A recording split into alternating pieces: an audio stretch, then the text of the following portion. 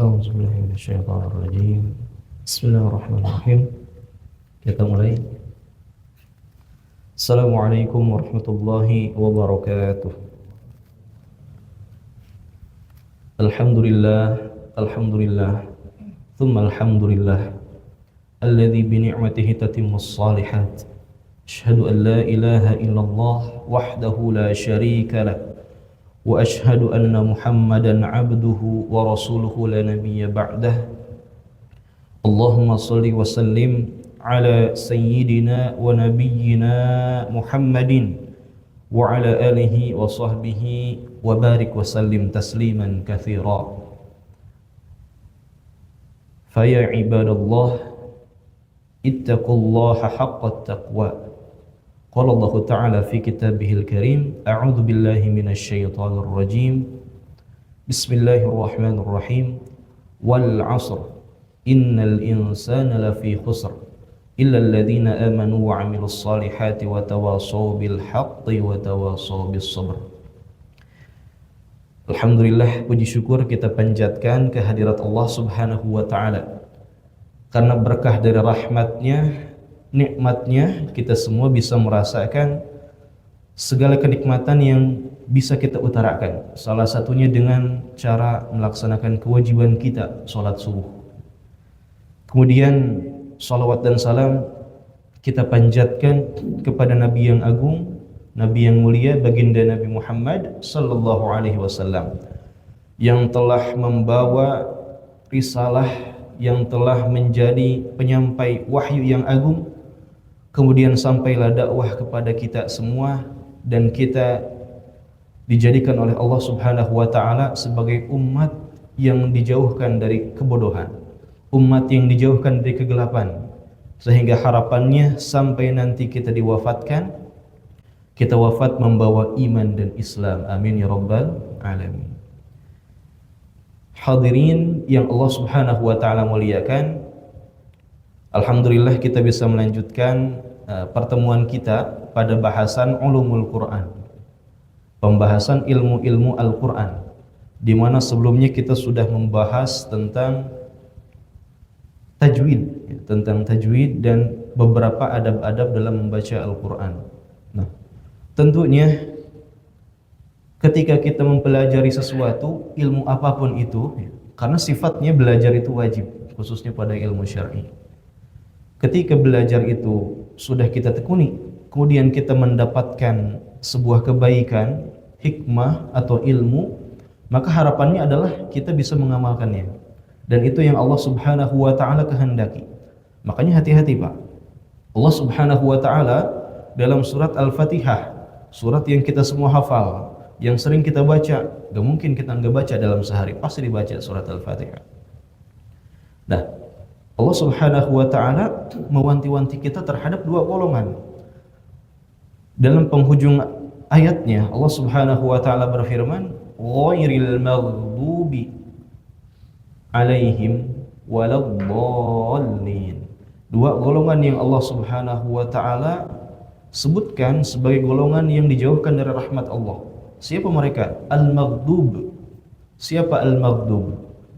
Yaitu orang-orang yang dia tahu kebenaran tapi tidak mau mengamalkan, tahu ilmu tapi tidak mau beramal. Nah, ini celaka.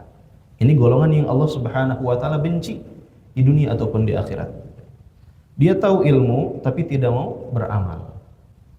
Atau yang kedua, ad-dallin, golongan orang-orang yang sesat. Siapa? Mereka semangat berilmu, mereka semangat dalam beramal, tapi tidak punya ilmu. Cuma modal semangat aja, tapi tidak punya ilmu. Makanya ibadahnya ngaco, makanya amalnya awur-awuran. Nah, jangan sampai ketika kita sudah mengetahui sesuatu, kita termasuk salah satu dari di antara dua golongan itu. Nah, harapannya seperti apa? Seperti yang dicontohkan oleh Nabi Zakaria. Wa kanu yusari'una fil khairat. Ketika kita mengetahui sesuatu, mendapatkan ilham dari Allah Subhanahu wa Ta'ala, mendapatkan hikmah dari ilmu yang kita pelajari, maka yusari'una fil khairat, bergegas, bersegera, langsung gas untuk apa? Untuk mengamalkan ilmu tersebut. Langsung bergegas untuk mengamalkan segala kebaikan yang kita harapkan potensinya berupa ridha Allah Subhanahu wa taala di yaumil qiyamah nanti.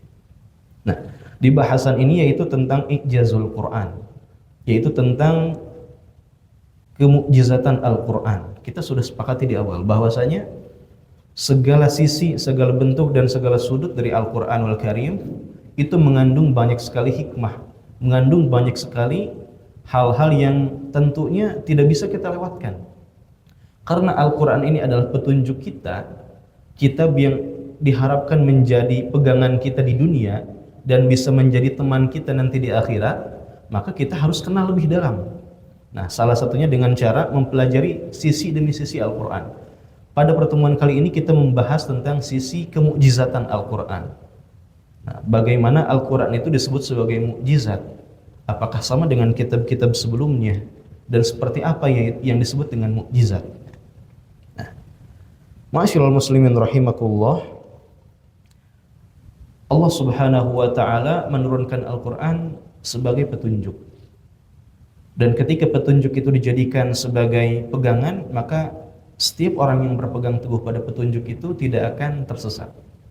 Kemudian orang yang berpegangnya pun akan menjadi manusia terbaik. Rasulullah SAW dalam Sahih Muslim menyampaikan bahwa khairukum man ta'allama al-Qur'ana wa 'allamahu. Sebaik-baik kalian, gelarnya juga sebaik-baik manusia, bukan manusia yang biasa saja, tapi manusia yang terbaik. Siapa? Man ta'allama al-Qur'an, orang yang mempelajari Al-Qur'an. Mudah-mudahan kita sebagai golongan tersebut, karena kita sedang ikhtiar dalam mempelajari ilmu-ilmu Al-Qur'an.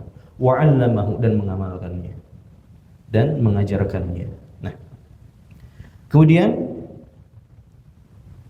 dalam kemukjizatan Al-Qur'an tentu ada beberapa istilah yang nanti kita akan dekati. Yang satu adalah mukjizat. Apa itu mukjizat? Apa itu ijaz? Kita nggak asing Pak dengan istilah mukjizat gitu. Kita membahas Nabi Musa, wah ini mukjizatnya ini. Kita membahas Nabi Isa, pasti langsung, wah ini mukjizatnya ini. Nabi Yusuf, mukjizatnya ini. Nah, apa itu mukjizat gitu ya? Yang kita tahu, mukjizat itu sesuatu yang di luar nalar atau di luar kebiasaan gitu ya. Nah, mukjizat itu berasal dari kata ajaza. Apa? Yaitu membuat atau menjadikan lemah, melemahkan atau membuat tidak berdaya. Maksudnya gimana? Allah Subhanahu wa taala menurunkan Al-Qur'an sebagai mukjizat. Dalilnya apa? Dalilnya yaitu dalam satu sabda Nabi sallallahu alaihi wasallam bahwa wa ma min nabiyyin illa ayatan mithlah. Tidaklah setiap para nabi itu Allah berikan sesuatu untuk membenarkan kenabiannya, yaitu dengan mukjizat, dengan sesuatu yang bisa melemahkan para penentangnya gitu. Dan kata Nabi, dan aku diberi wahyu, wa utitu al-wahya ayatan minal wahyi uhiya lahu, dan aku diberikan ayat-ayat wahyu yaitu Al-Qur'an oleh Allah sebagai mukjizat.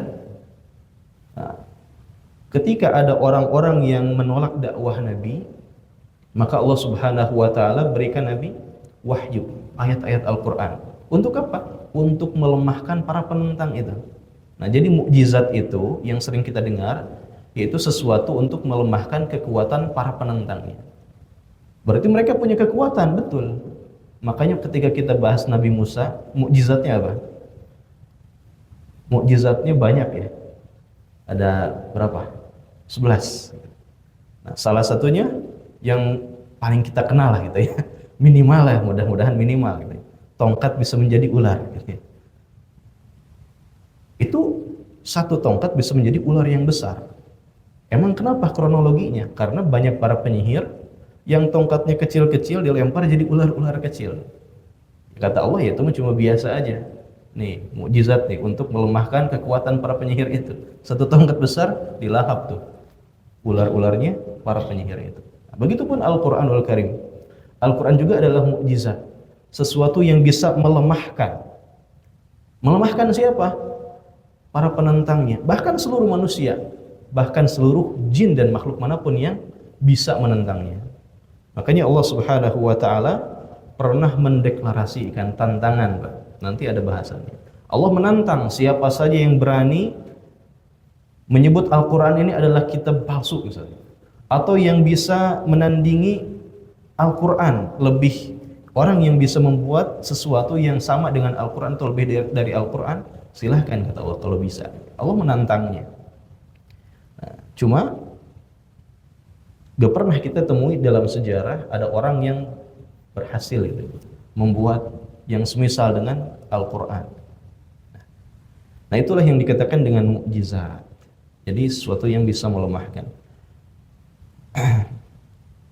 Kemudian dalam istilah syariat, dalam istilah syar'i, dalam istilah ilmu fikih, yang disebut dengan mukjizat itu yaitu khariqun lil 'adah, muqtarinatun bid-da'watin nubuwah, ma'a ajzil mu'aridin. Al-Imam As-Suyuti menjelaskan dalam kitab Al-Itqan bahwasanya yang disebut dengan mukjizat itu khariqun lil 'adah, sesuatu yang di luar kemampuan manusia. Muqtarinatun bid-da'watin nabi, Allah berikan untuk membenarkan dakwahnya Nabi. Ketika Nabi berdakwah, para nabi berdakwah, ada yang menentang, maka untuk membenarkan dakwahnya itu Allah berikan sesuatu yang luar biasa. Untuk apa?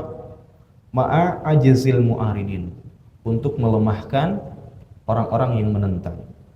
Nah, makanya setiap nabi rata-rata memiliki mukjizat karena umat-umatnya banyak yang nakal gitu. Dari mulai Nabi Musa tadi kita bahas ya, banyak sekali mukjizatnya. Kemudian Nabi Soleh apa Pak mukjizatnya Pak? Jangan-jangan pas lagi. Nabi Soleh apa? Bisa mengeluarkan unta dari batu. Nabi Sulaiman apa Nabi Sulaiman? Nabi Sulaiman Masya Allah banyak sekali bisa berbicara dengan hewan. Zaman sekarang ada juga sebetulnya Pak yang bisa bicara sama hewan. Cuma kita nggak anggap itu sebagai mukjizat. Gitu. Ada yang mengklaim bisa bicara. Terus bisa bicara sama jin. Zaman sekarang juga banyak yang bisa mengklaim bisa bicara sama jin. Terus kekayaannya luar biasa. Kerajaannya luar biasa. Dan banyak sekali yang mungkin belum kita gali lebih dalam. Kemudian para nabi lain, Nabi Isa misalnya, bisa menyembuhkan penyakit, menghidupkan orang mati. Itu untuk apa? Untuk membenarkan dakwah. Harapannya orang-orang yang menentang itu sadar ketika Allah berikan sesuatu keajaiban yang luar biasa yang dikeluarkan oleh para nabi. Bagi orang-orang yang berpikir, liulil albab, orang-orang yang menggunakan akal sehatnya, mereka bisa menerima itu sebagai dakwah. Tapi as-sufaha, orang-orang yang bodoh, tidak menggunakan akalnya, menganggap itu sebagai tantangan lain gitu. Loh, bisa menyembuhkan, oke, saya juga akan berusaha supaya bisa menyembuhkan. Akhirnya belajar kajian kesetan, lahirlah ilmu sihir dan seterusnya. Sehingga para mukjizat-mukjizat itu adalah untuk menguatkan dakwah Nabi dan melemahkan para musuh-musuh Nabi. Sehingga untuk mengajak lebih banyak lagi orang-orang yang berpegang pada dakwahnya Nabi. Nah, itu mukjizat. Kalau dalam literatur lain, kita mungkin mengenal istilah karomah. Nah, kalau karomah beda. Kalau mukjizat itu kepada para nabi, kalau karomah kepada siapapun selain nabi, baik itu ulama, orang-orang soleh, para sahabat nabi. Nah, itu para wali, itu karomah namanya. Cuma kita sering mengistilahkan karomah itu sebagai sesuatu yang seperti sulap gitu ya. Wah, coba mana lihat karomahnya. Kalau ini wali, mana karomahnya? Padahal bukan gitu. Karomah itu dalam satu kitab dijelaskan, karomah itu justru sifatnya sir, rahasia tersembunyi gitu ya. Bahkan orang tersebut pun, orang soleh tersebut pun, ketika Allah berikan karomah, dia tidak sadar kalau dia punya karomah. Jadi karomah itu keistimewaan yang Allah Subhanahu wa taala berikan kepada orang-orang soleh karena kesolehannya, karena ketaatannya kepada Allah Subhanahu wa taala. Contohnya apa?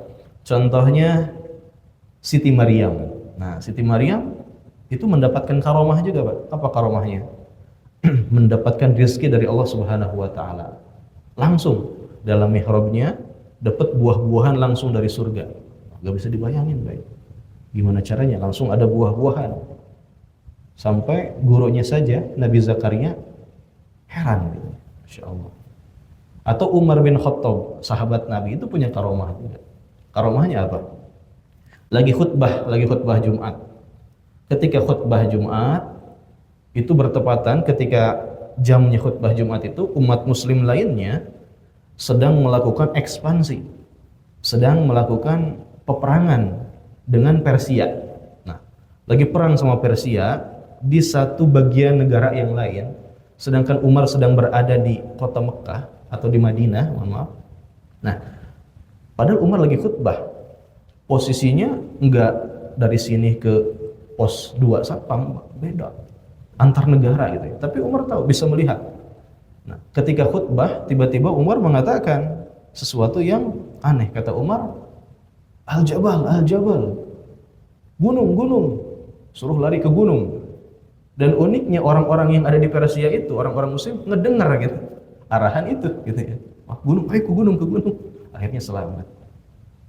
Nah, itu kan sesuatu yang khariqun lil adah, sesuatu yang di luar kebiasaan manusia gitu. Di luar kemampuan manusia, dan itu bisa didapatkan oleh orang-orang soleh. Dan jangan sampai kita berusaha mempelajari dan mencari itu, Pak. Wah, saya harus rajin sholat biar bisa kalau kuota habis bisa ngasih tahu orang di rumah gitu misalnya. Atau punya keistimewaan lain gitu ya, sholat di atas air, sholat ruku sujud nyemplung misalnya. Itu kan bukan sesuatu yang harus dipelajari, tapi sesuatu yang dengan alaminya Allah turunkan karena kesolehan kita yang sifatnya ikhlas. Kita rajin baca Al-Quran, kita rajin sholat, kita rajin tahajud dan seterusnya. Nah, itu karomah istilah lainnya. Nah, baik. Jadi Al-Quran merupakan mukjizat dari Allah Subhanahu wa taala yang diturunkan kepada Nabi sallallahu alaihi wasallam. Baik, kemudian kita langsung saja. Nah, kenapa Al-Quran disebut sebagai mukjizat? Ada alasannya tentunya. Yang pertama, Al-Quran itu disampaikan oleh Nabi yang ummi. Kita pernah bahas ini di pertemuan ketiga kalau tidak salah. Insya Allah pada lupa semua, Pak, insya Allah. Termasuk saya pelupa sebenarnya. Nah, Nabi itu sebagai sosok yang ummi. Apa itu ummi? Ummi di sini maksudnya bukan orang yang tidak bisa baca tulis, tapi orang yang tidak mempelajari dan tidak pandai. Karena Nabi memang istilahnya tidak sekolah lah kalau bahasa kitanya. Sehingga ilmu-ilmu yang Nabi dapatkan, satu itu murni dari Allah Subhanahu wa taala. Kemudian Nabi itu mendapatkan segala bentuk keilmuannya ya dari istilahnya dari pendidikan lingkungan secara langsung. Jadi tidak ada kurikulum langsung yang Nabi sallallahu alaihi wasallam dalami gitu. Nah, Nabi sallallahu alaihi wasallam itu sebagai sosok yang ummi. Makanya dalam Al-Qur'an dalam surat Al-A'raf ayat 157 Allah Subhanahu wa taala berfirman, "Alladzina yattabi'una ar-rasulan nabiyyal ummiyya", yaitu orang-orang yang mengikuti ar-rasul. Maksudnya Nabi Muhammad sebagai an-nabiyyal ummiyya, nabi yang tidak pandai dalam baca dan tulis. Kemudian dalam ayat lain Allah Subhanahu wa taala menjelaskan di surat Al-Ankabut, "Wa ma kuntu tatlu min qablihi min kitabin wa la takhutuhu biyaminik." Satu, Nabi itu adalah sosok yang tidak bisa atau tidak pandai dalam membaca dan menulis. Yang kedua, karena tidak bisa membaca dan menulis, maka otomatis Nabi itu tidak bisa membaca kitab-kitab yang ada di zamannya. Ada kitab Injil, ada pada zaman Nabi. Zabur mungkin ada. Taurat ada juga. Yang pertama itu. Kemudian kata Allah jelaskan Nabi itu tidak pernah membaca kitab-kitab sebelumnya. Nabi tidak pernah membaca kitab Injil, Nabi tidak pernah membaca kitab Taurat. Juga Nabi tidak pernah mendapatkan informasi kitab-kitab suci itu dari orang-orang di Mekah pada saat itu. Nabi tinggal di Mekah di masa kecilnya, tidak pernah mendapati sugan ada orang yang datang kemudian gaya-gaya misionaris misalnya, datang sosialisasi ini tentang agama, enggak pernah. Nabi tidak mendapatkan itu. Kemudian apa bukti kemujizatannya? Karena Nabi tidak bisa baca tulis, Nabi juga tidak pernah membaca kitab-kitab sebelumnya, tapi Nabi Shallallahu Alaihi Wasallam menyampaikan Al-Quran yang isinya kurang lebih sama dengan kitab-kitab sebelumnya. Ketika diakurkan oleh orang-orang Nasrani, oh ternyata isinya sama tentang Nabi Adam, Nabi Musa, Nabi Daud dan seterusnya. Syariatnya sama, menyembah Allah Subhanahu wa taala. Begitupun dengan orang-orang Yahudi. Bukankah kita pernah mendengar kisah pendeta yang membenarkan Al-Quran? Kisah Rabi Yahudi yang menerima dakwahnya Nabi, tapi tidak ikut memeluk Islam. Banyak, Pak. Gitu ya. Nah, itu bukti bahwa Al-Quran itu merupakan mukjizat. Kemudian dari segi gaya bahasa sudah jelas. Nanti ada bahasan tersendiri. Dari gaya bahasanya, dari nazomnya, urutan atau rangkaian ceritanya, atau dari uslubnya, gaya bahasanya, itu punya keunikan tersendiri. Di Ar-Rahman mungkin kita pada tahu ya, 31 kali diulang oleh Allah Subhanahu wa taala, fa bi ayyi ala'i rabbikuma tukadziban. Itu bukan karena copy paste.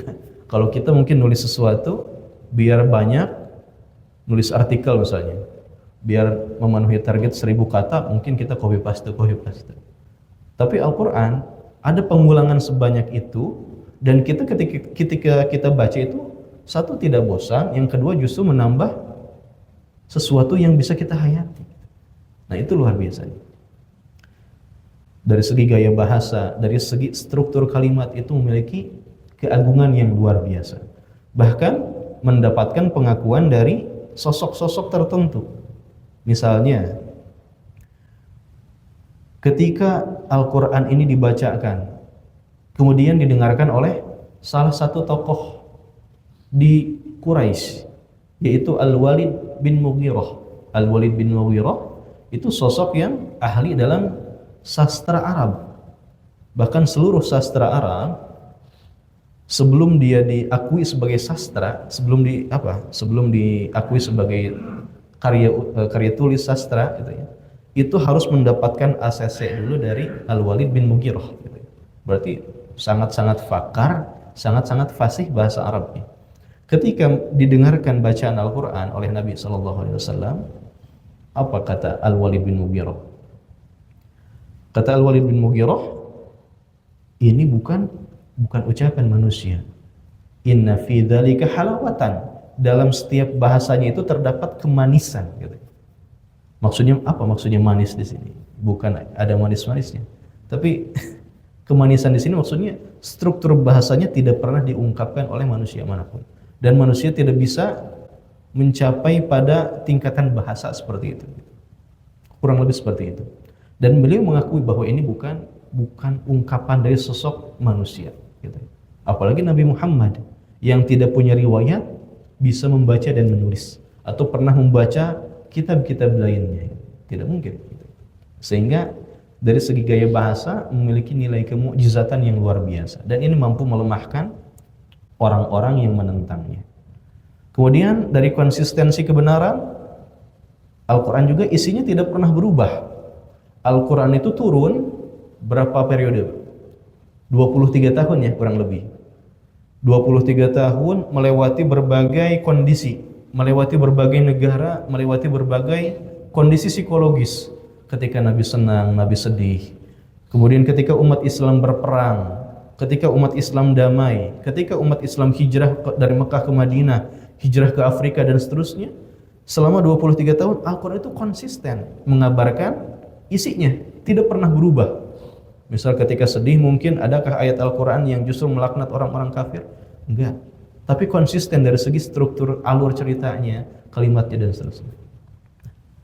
Begitupun ketauhidan yang disampaikan dalam Al-Quran dari segi akidah tidak pernah melenceng sedikit pun, walaupun dipengaruhi oleh banyak faktor tadi, misalnya ya, oleh peperangan, oleh ancaman dan seterusnya. Ketika Nabi atau umat Islam kalah dalam peperangan, misalnya ayat Al-Quran menjadi berubah, menjadi lebih longgar dalam masalah akidah. Al-Kafirun berubah, misalnya tidak ada riwayat. Itu menandakan bahwa Al-Quran merupakan kitab suci yang Allah Subhanahu wa taala turunkan dan konsisten kebenarannya.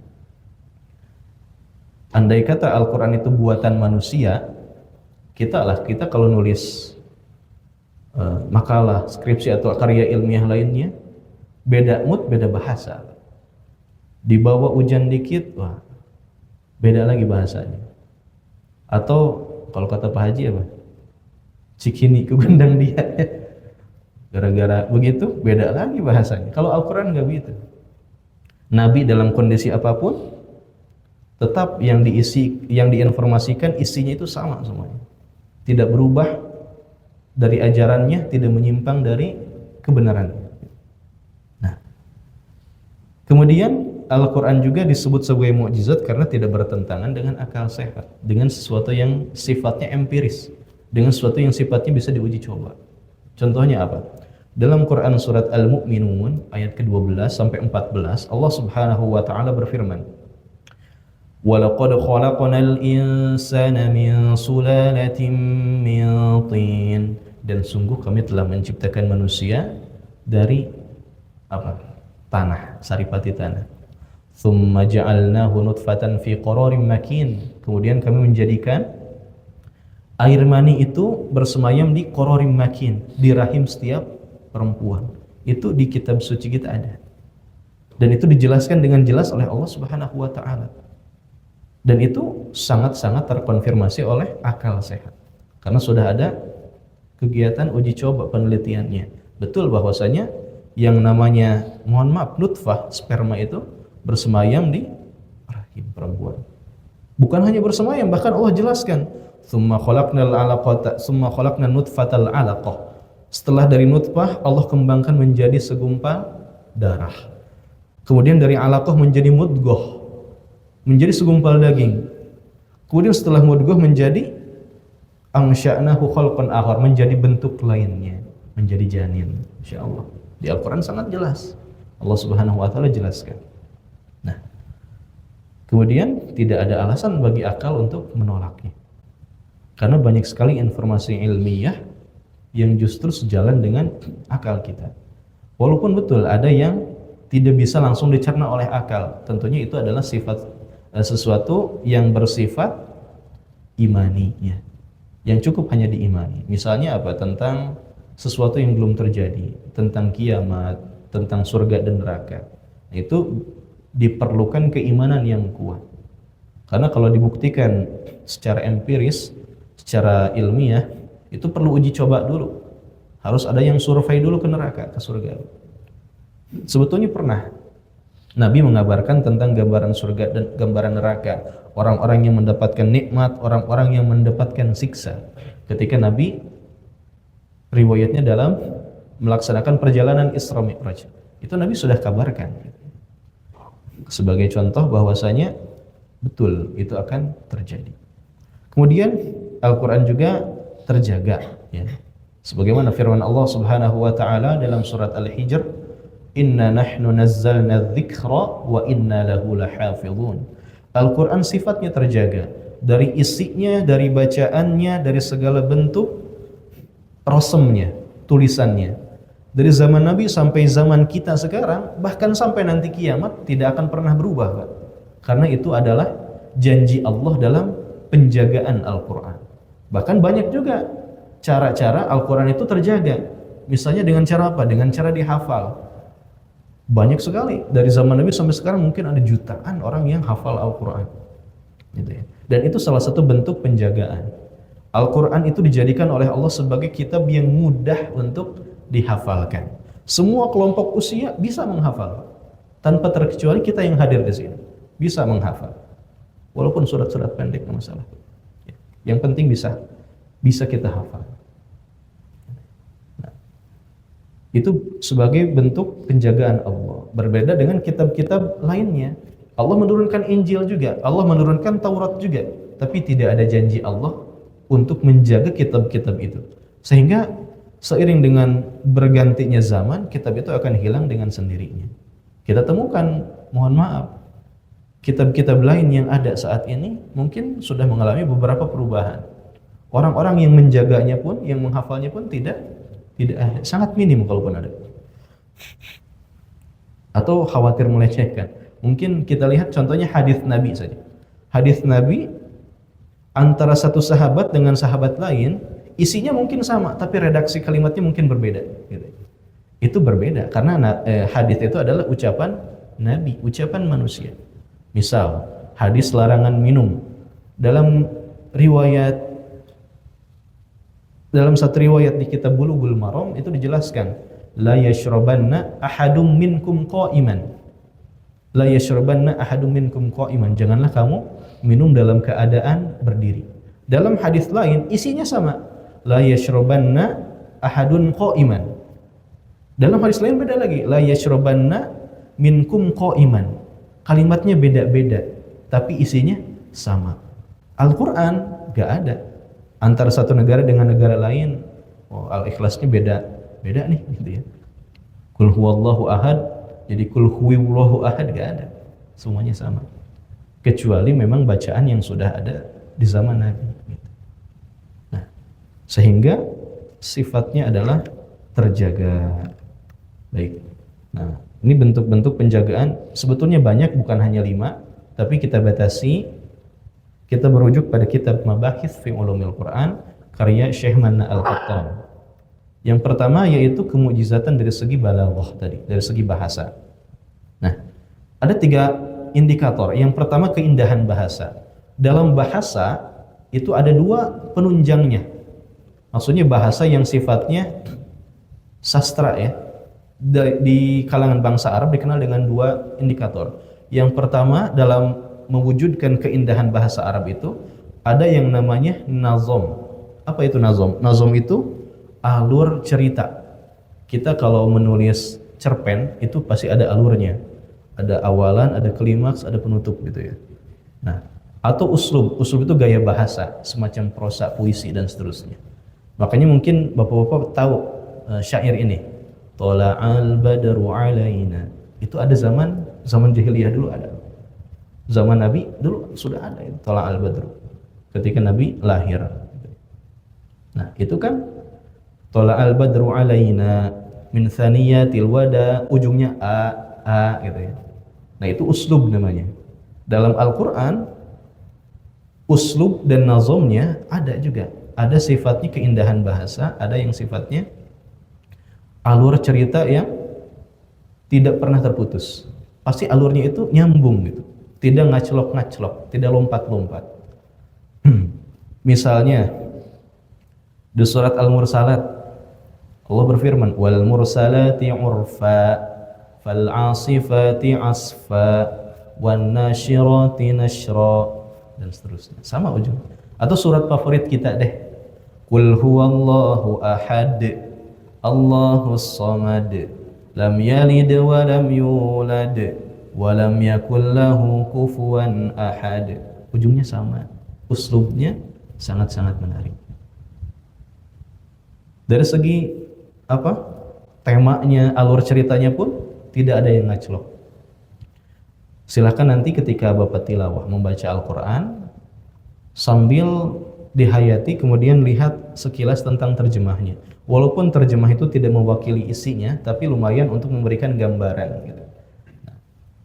Setiap halamannya itu runtutannya itu sama gitu ya. Kalaupun ada yang berbeda temanya, itu tidak hanya 1 ayat, bisa jadi beberapa ayat gitu. Itu dari segi keindahan bahasa. Kemudian dari segi ketepatan susunan kalimat dari tarkibnya. Misal di surat Al-Fatihah kita tahu ayat yang kelima apa? Iyyaka na'budu wa iyyaka nasta'in. Ini luar biasa dari segi susunan kalimat. Bagi orang-orang Arab yang terkenal dengan dengan ahli bahasa Arabnya, dengan yang terkenal dengan ahli sastra Arabnya, yang melahirkan fakar-fakar syair. Nah, mereka meyakini bahwa untuk iyyaka na'budu, hanya kepadamu kami menyembah.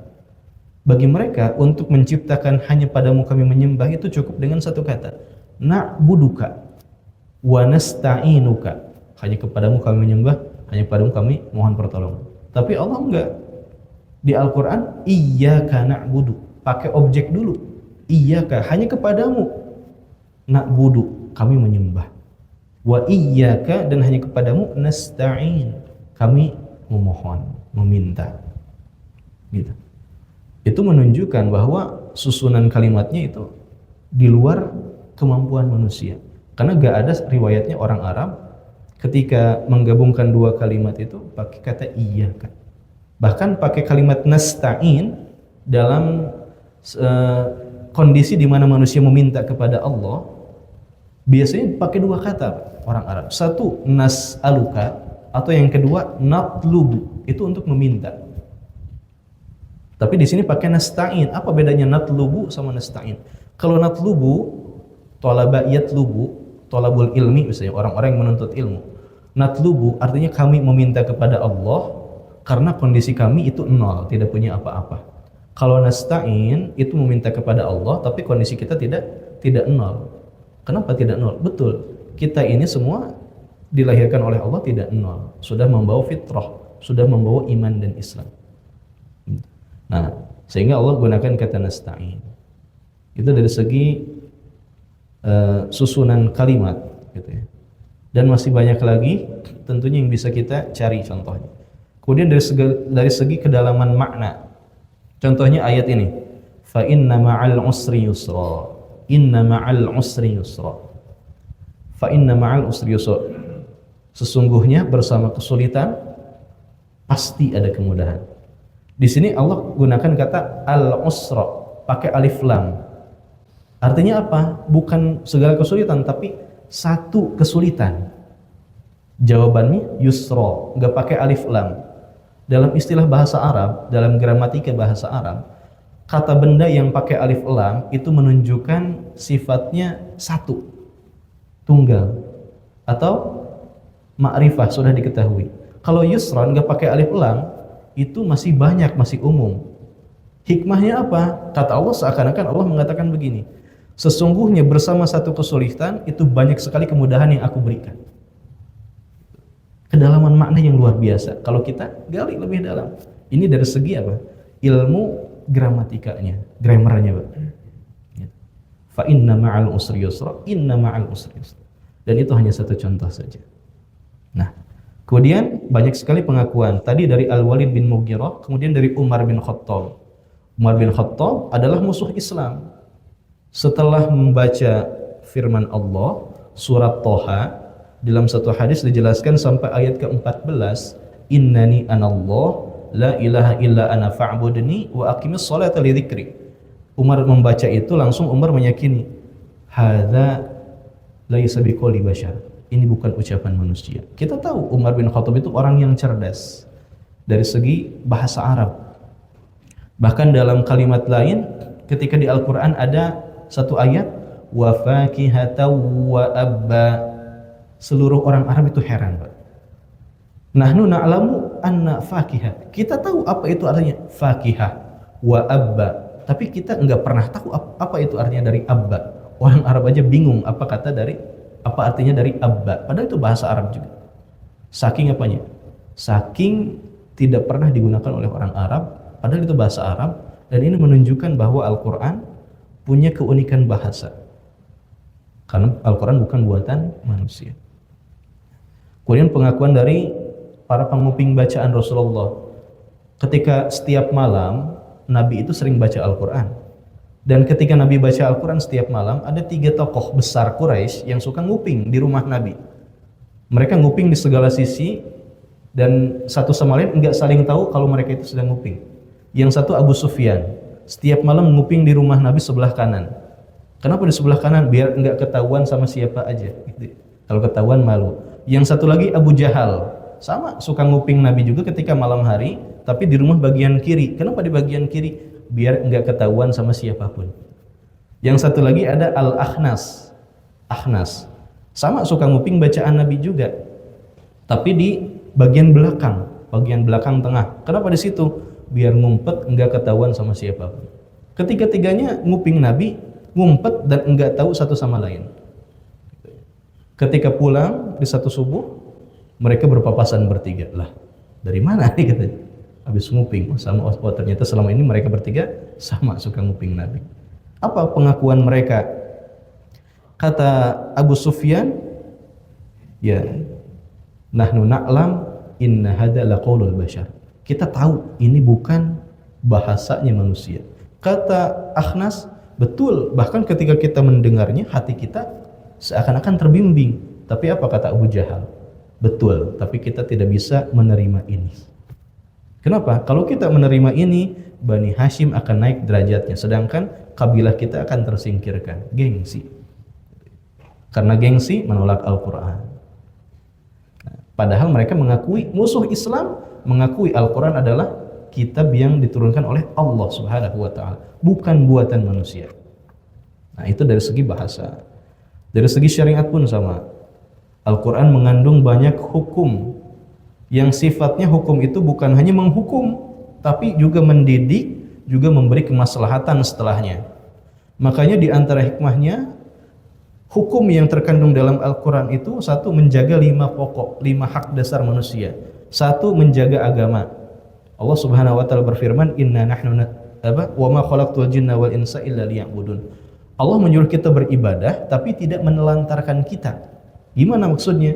Allah bukan hanya nyuruh kita ibadah, tapi Allah juga memberikan bagaimana tata cara beribadah yang benar. Gitu. Dari jiwa. Nah, dari segi jiwa pun sama. Banyak hukum yang terkandung di Al-Quran yang dapat melindungi jiwa kita. Makanya ada hukum qisas, hukum potong tangan, hukum mati, dan seterusnya. Untuk apa? Untuk menjaga jiwa kita, agar orang-orang yang tadinya punya niatan kriminal bisa mengurungkan niatnya, sehingga tidak ada orang yang tertumpahkan darahnya, tidak ada orang yang mencuri atau mengambil hak orang lain, dan seterusnya. Begitupun akal. Kata Allah Subhanahu wa ta'ala, innamal khamru wal maisir wal ansab rijzum min amali syaitan. Makanya khamr, sesuatu yang memabukkan itu diharamkan. Kenapa? Karena bisa merusak akal. Sedangkan hukum dalam Al-Quran itu harus bisa menjaga akal. Keturunan sama. Al-Quran menegaskan bahwa wala taqrabuz zina innahu kana fahisyah wa sa'a sabila. Jangankan melakukan zina, mendekatinya saja itu diharamkan. Kita berikhtilat dengan wanita lain yang bukan mahram kita, berduaan, walaupun tidak ada bahasan yang sensitif, itu diharamkan. Itu berkholwat. Kalau berikhtilat pun sama, rame-rame gini, tapi bercampur baur dengan lawan jenis yang bukan mahram. Padahal rame-rame, tidak membahas hal yang sensitif, tapi bercampur baur, itu pun sama diharamkan. Ikhtilat namanya. Kalau kholwat berduaan, ikhtilat, campur rame-rame, sama diharamkan juga. Saking apanya? Saking komprehensif Al-Quran mengatur hukum yang sifatnya menjaga kemuliaan keturunan kita.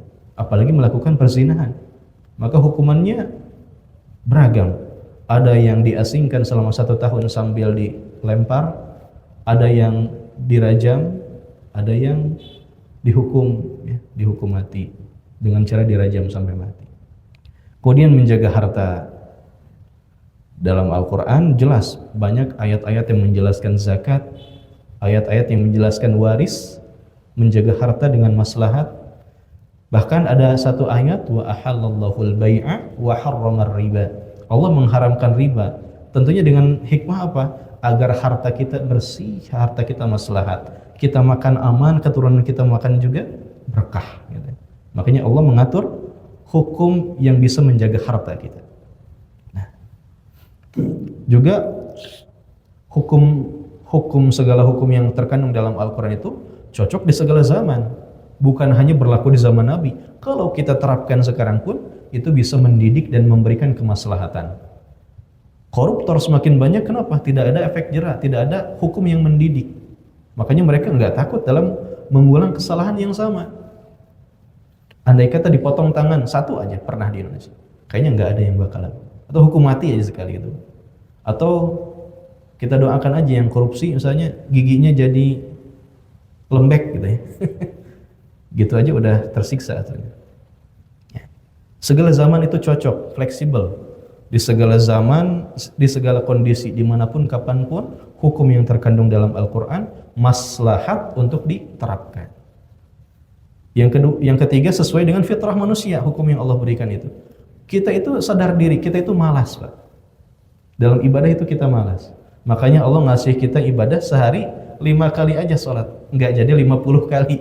Kalau 50 kali bayangin, Pak. Kita wah sibuk sekarang. Gitu ya.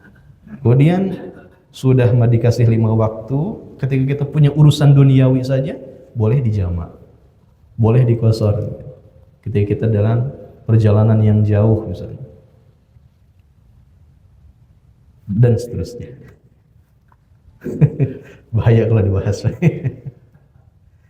Oke. Kemudian yang ketiga, i'jaz, kemukjizatan dari sisi kabar-kabar yang gaib. Nah, Al-Qur'an ini mengandung kabar-kabar gaib. Gaib itu sesuatu yang apa? Yang tidak terlihat. Dari 3 aspek. Satu masa lalu, yang kedua masa depan, yang ketiga yang sifatnya batin. Masa lalu di Al-Qur'an dikisahkan tentang kisah para nabi.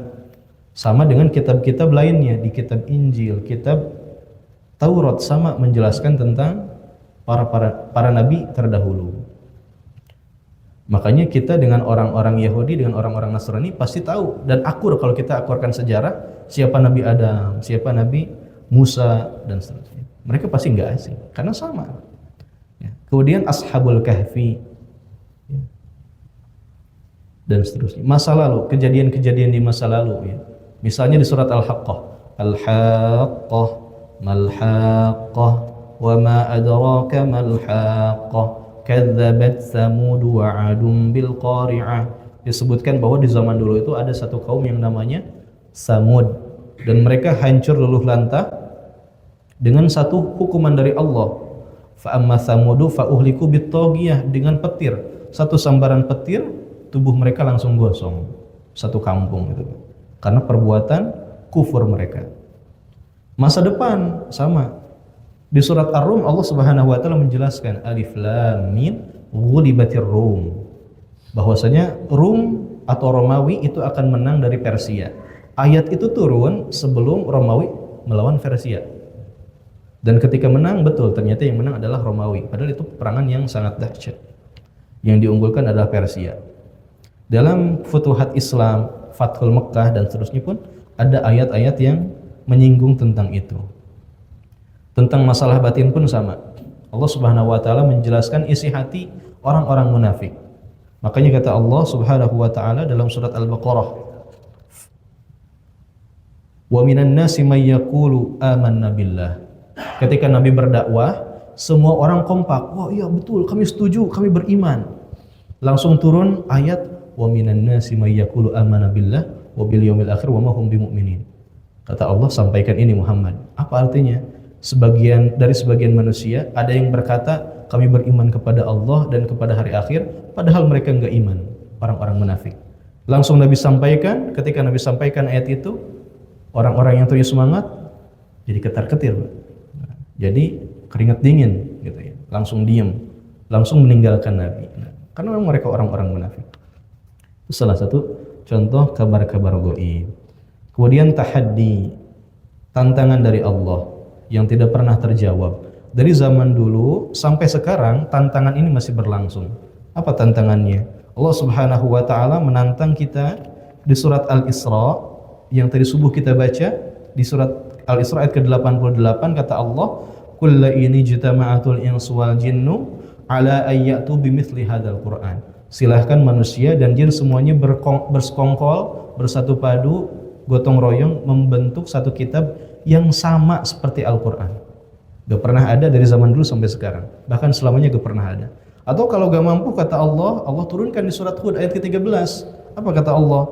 "Qul fa'tu bi asyri suwarim mislihi muftariyat."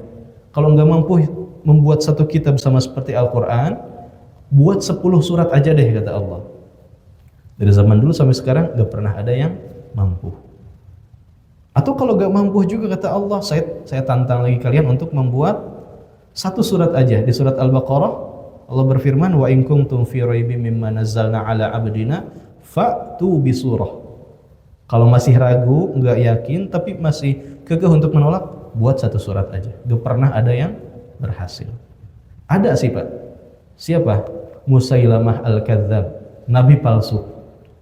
Kita tahu surat Al-Fil Pak, gimana bunyinya? Wah, pada rendah hati nih. Alam taro kaifa fa'ala rabbuka bi ashabil fil. Al-fil artinya gajah. Musailamah mendengar itu langsung, saya juga bisa membuat surat namanya Al-fil, gajah. Gimana bunyinya? Al-fil, mal-fil, wa ma adraka mal-fil. Gajah. Apa itu gajah? Wah, bahaya, Pak. Apa itu gajah, kata Musailamah? Tahu gak kalian apa itu gajah? Malah balik nanya.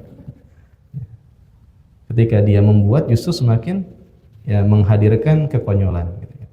Tidak pernah ada yang bisa membuat Al-Quran, dan sangat-sangat mustahil ada orang yang mampu membuat yang semisal dengan Al-Quran walaupun satu surat saja ataupun satu ayat saja. Tidak pernah ada yang bisa. Terakhir, ijaz dari segi taksir atau asar. Nah, ada beberapa indikator. Al-Quran itu tentu memberikan pengaruh terhadap banyak sekali. Ini hanya sebagian kecil saja. Satu, terhadap hati kita yang membacanya. Tentu ketika kita membaca Al-Quran, apa yang kita rasakan? Ketenangan, as-sakinah. Karena Allah berfirman dalam surat Ar-Ra'd, Allah Subhanahu wa taala berfirman, "Ala bi dzikrillahi tatmainnul qulub." Dengan berzikir kepada Allah, hati menjadi tenang. Dan membaca Al-Quran merupakan bagian dari zikir kepada Allah. Kemudian, wa nunazzilu minal Qur'ani ma huwa syifaa'un wa rahmatul lil mu'minin. Allah menurunkan Al-Quran itu sebagai asy-syifa. Syifa itu adalah obat, tapi bukan obat dari segi fisik saja, obat dari batin. Saat kita andilau, saat kita sedang gelisah, saat kita sedang sedih, kita baca Al-Quran, Allah turunkan syifa, obat penawarnya. Minimal kita tenang. Kalau kita hayati lebih dalam, kita pasrah kepada Allah, Allah pasti berikan jalan keluar. Itu merupakan pengaruh Al-Quran terhadap hati kita. Ketika Nabi SAW wafat, Umar bin Khattab itu marah-marah, Pak. Orang yang menyebut Nabi sudah meninggal akan saya bunuh dengan pedang saya, kata Umar bin Khattab. Abu Bakar langsung membaca Al-Quran. Wa ma Muhammadun illa rasul qad khalat min qablihi ar-rusul. Mendengar itu Umar langsung tenang, enggak marah-marah lagi. Memberikan efek psikologis terhadap hati para pendengar. Kemudian untuk masyarakat, Al-Quran ini menjadi satu kitab yang bisa membentuk struktur masyarakat yang harmonis gitu ya. Kenapa? Karena di Al-Quran ada satu ayat yang menjelaskan itu. Di surat Al-Hujurat Allah berfirman, "Ya ayuhan nas inna khalaqnakum min dzakari wa untha." Wahai manusia, kita menciptakan kalian beragam. Ada laki-laki, ada perempuan. Sukunya beda-beda, bangsanya beda-beda, warna kulitnya beda-beda semuanya. Wa ja'alnakum syu'ban wa qabaila lita'arafu. Dan kalian semua diciptakan berbeda-beda itu justru untuk bersatu padu, untuk saling gotong royong, bukan untuk membeda-bedakan, bukan untuk saling mengunggulkan satu sama lain dengan kriteria tersebut. Inna akramakum indallahi atqakum. Dan kalau kalian ingin mengunggulkan satu sama lain, unggulkan dari sisi ketakwaan saja. Jangan dari segi fisik dan jangan dari segi keutamaan bangsanya, keturunannya dan seterusnya. Dari segi ketakwaan saja. Makanya dengan itu masyarakat bisa bersatu padu, saling menghormati, saling toleransi. Dari peradaban sangat jelas. Peradaban Islam pernah sangat-sangat jaya di Cordoba, kemudian di Spanyol Cordoba, kemudian di Irak ya. Kita tahu kerajaan Abbasiyah yang sangat megah, melahirkan ulama-ulama cendekiawan-cendekiawan, 4 imam mazhab di zamannya, bahkan zaman sebelumnya, itu luar biasa. Dari Al-Quran, yang kita tahu Al-Quran itu adalah sumber keilmuan, lahir beragam ilmu, lahir ilmu tafsir, lahir ilmu falak, ilmu astronomi, lahir ilmu waris, lahir ilmu tentang kimia, tentang biologi tadi, banyak sekali. Al-Quran membentuk peradaban. Dari segi hukum jelas, hukumnya tidak menghukumi tadi, tapi mendidik dan memberikan kemaslahatan. Begitupun dari akhlak dan spiritual, Al-Quran tidak hanya memberikan perintah untuk berakhlak baik saja, tapi memberikan contoh. Makanya Allah Subhanahu wa taala berfirman, Laqad kana lakum fi Rasulillahi uswatun hasanah. Nabi memberikan contoh, kalau mau akhlak baik, kita sudah kasih contoh Nabi Muhammad sebagai uswatun hasanah. Tinggal kita ikuti. Bagaimana kalau kita ingin berakhlak baik, punya spiritual yang bagus, ikuti jalannya Nabi Muhammad sallallahu alaihi wasallam. Qul in kuntum tuhibbunallaha fattabi'uni. Kalau kita beriman kepada Allah, ingin menjadi orang yang baik, fattabi'uni, ikutilah aku, kata Nabi Muhammad. Yuhibbukumullah, maka Allah akan cinta kepada kita disebabkan dengan apa? Dengan akhlak kita, dengan keikhlasan kita dalam membentuk karakter spiritual kita. Wallahu a'lam bissawab. Ini hanya sebagian kecil dan ringkas gitu ya. Masih banyak yang belum disampaikan, tapi mudah-mudahan mewakili. Selebihnya dipersilahkan ya Bapak-bapak untuk menggali lebih dalam. Tentunya tidak akan pernah habis ilmu Allah Subhanahu wa taala ketika kita gali dengan kemampuan kita yang tidak ada apa-apanya. Barangkali ada yang ingin menambahkan atau melengkapi, silahkan. Oh ya.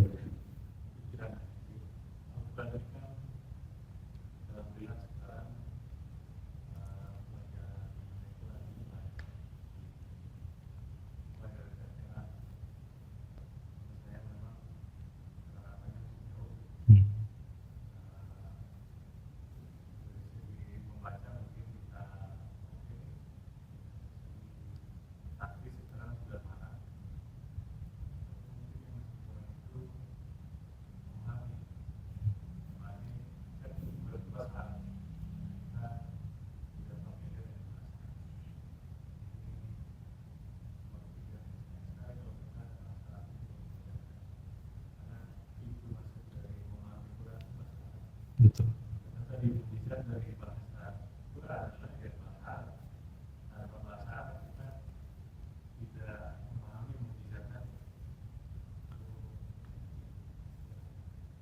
Ya, betul Pak, setuju Pak. Karena sebetulnya identitas umat Islam itu bahasa Arab Pak. Dari zaman ke zaman, setiap umat Islam yang bertemu di Mekah, di negara manapun gitu ya, mereka bertemu dari berbagai negara, saling sapanya dengan bahasa Arab. Walaupun ya masih belepotan misalnya. Kemana Ka'bah? Ihdinas siratal mustaqim. Ya minimal punya dasar lah gitu ya. Dan betul gitu ya. Bahasa Arab itu sebetulnya harus dimiliki oleh kita semua. Dan kita harus berikhtiar untuk itu. Karena ingat Allah Subhanahu wa taala berfirman dalam surat Al-Baqarah ayat 121, Allah berfirman, alladzina atainahumul kitaba yatlunahu haqqa tilawatih. Orang-orang yang mengaku cinta Al-Qur'an, kemudian dia mengaku sudah membaca Al-Qur'an, harus diperhatikan. Yang disebut dengan membaca Al-Qur'an haqqa tilawatih itu harus memenuhi 3 indikator. Satu, haqqa tilawati, membaca Al-Qur'an yang betul itu satu, membacanya dengan aturan-aturan bacaan. Yang kedua, mentadabburinya, kita faham apa yang kita baca. Yang ketiga, amalkan apa yang sudah kita baca dan pelajari. Baru kita sudah disebut membaca Al-Quran. Makanya Abdullah bin Umar baru selesai baca Al-Baqarah itu 8 tahun. Tidaklah aku bergeser dari satu ayat ke ayat lain kecuali aku sudah mengamalkannya. Kalau kita, tidaklah aku bergeser dari tempat ini ke tempat ini kecuali sudah pegal. Betul memang. Jadi sebisa mungkin kita harus lebih semangat lagi Pak untuk belajar, khususnya dalam belajar bahasa Arab. Karena sangat banyak sekali hikmah, banyak sekali ilmu, banyak sekali dasar dan bekal yang kita butuhkan selama ini ternyata tersimpan dalam Al-Quran yang belum kita gali, yang selalu kita baca tapi belum kita fahami. Bahkan dalam bacaan sholat saja, zikir-zikir dalam sholat mungkin belum kita pahami. Dan salah satu pintunya betul tadi, yaitu dengan cara belajar bahasa Arab. Yang mungkin bisa tindak lanjuti.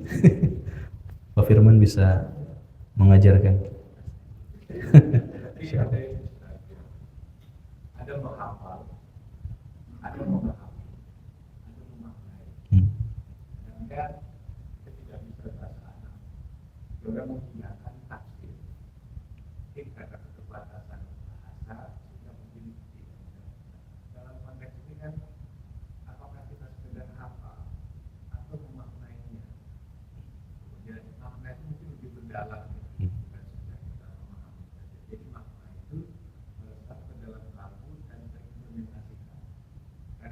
kira saja orang Arab bisa bahasa Arab, tapi perilakunya jadi ria. Sekarang sebenarnya kan ada keberkahan bagi bangsa Arab itu lebih baik, tapi dalam konteks sekarang kan justru sangat jauh sekali. Sementara di kita yang tidak bisa berbahasa Arab, tapi justru mungkin perilakunya lebih baik dari orang Arab. Maaf, kalau benar ini. Tapi pemaknaan itu menurut saya menjadi hal yang lebih esensi. Karena Allah tahu pasti ada keterbatasan kita. Jadi karena jangan sampai karena kita bahasa Arab atau kita menghindari itu. Kondisi sekarang kan kita tahu lah, orang milih bahasa Inggris dibandingkan bahasa Arab. Betul. Ini kan menjadi suatu tuntutan dan tekanan sebenarnya kepada masyarakat. Yang lain juga memang harus ada ikhtiar dari kita. Tapi yang menarik adalah begini, bahwa kalau memahami Al-Quran kan bukan sekedar dengan paham, tapi juga dengan ilmu. Memang kelihatannya kita harus banyak belajar ilmu tentang untuk memahami Al-Quran ini dengan katakanlah ada temuan yang sebetulnya sudah ada di dalam Al-Quran. Jadi yang menarik adalah sinergi antara pemahaman dari Al-Quran plus dengan pengetahuan itu menjadi suatu kekuatan besar. Misalnya sama kalau saya sudah diskusi sama di Belanda, mohon maaf ya kita ada majelis persimpangan di persimpangan itu menarik karena yang saya sudah kasih kita diskusi bahwa temuan-temuan yang dilakukan oleh orang-orang Barat itu justru pengetahuan yang sebetulnya sudah ada di dalam Al-Quran karena tentang tubuh kita, kesehatan kita, tapi mereka tidak tahu tentang bahwa itu sebetulnya sudah ada di Al-Quran. Jadi mereka mengatakan mengedepankan ilmu pengetahuan, meninggalkan agamanya, karena dia tidak yakin dengan agamanya. Kenapa tidak yakin dengan agamanya? Dan tidak bisa ada satu keyakinan yang kuat menurut saya karena tidak ada mukjizat di dalam di agamanya. Mohon maaf itu. Salah satu kemujizatan bilang jika ayat sucinya direvisi. Jadi sesuatu yang mukjizat itu jika tidak ada revisi. Itu menurut saya yang menariknya sebetulnya sesuatu yang sudah teruji pasti ada mukjizat di dalam, ada keyakinan. Ini menurut saya bisa. Memang kita akui kita terbatasan dalam banyak hal, tapi saya kira tidak membuat kita kendur untuk menjadi lebih mendalam. Karena sekali lagi bahwa aspek yang terakhir itu yang poin 5, akhlak dan spiritualitas. Kadang-kadang ya kita akui harus banyak belajar.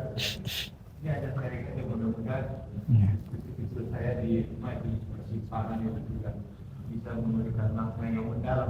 Saya memang tertarik dengan ide-ide seperti ini dan gagasan. Tapi memang harus hidup banyak keterbatasan yang kita harus kita pahami.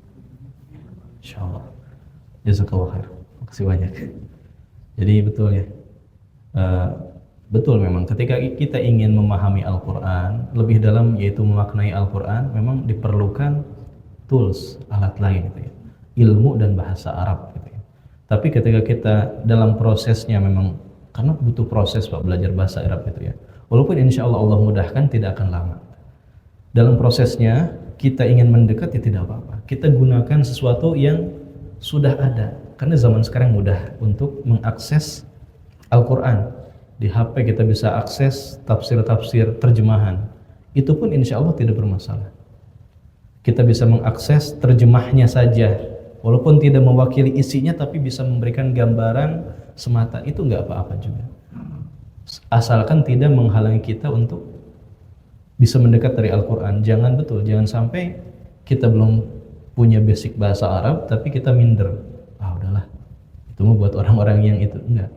Justru harapannya setiap manusia, setiap umat Islam itu mendekat dengan Al-Quran, memahami lebih dalam dan mengamalkannya dalam kehidupan.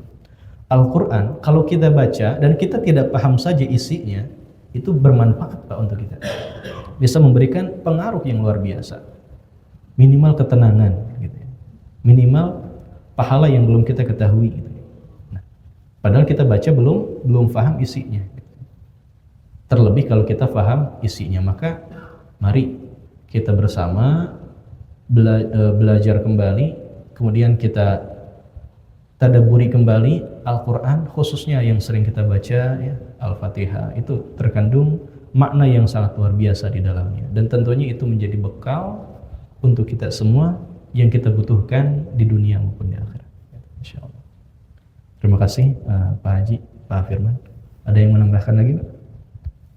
Cukup insyaallah ya. Baik, insyaallah untuk pertemuan kali ini cukup.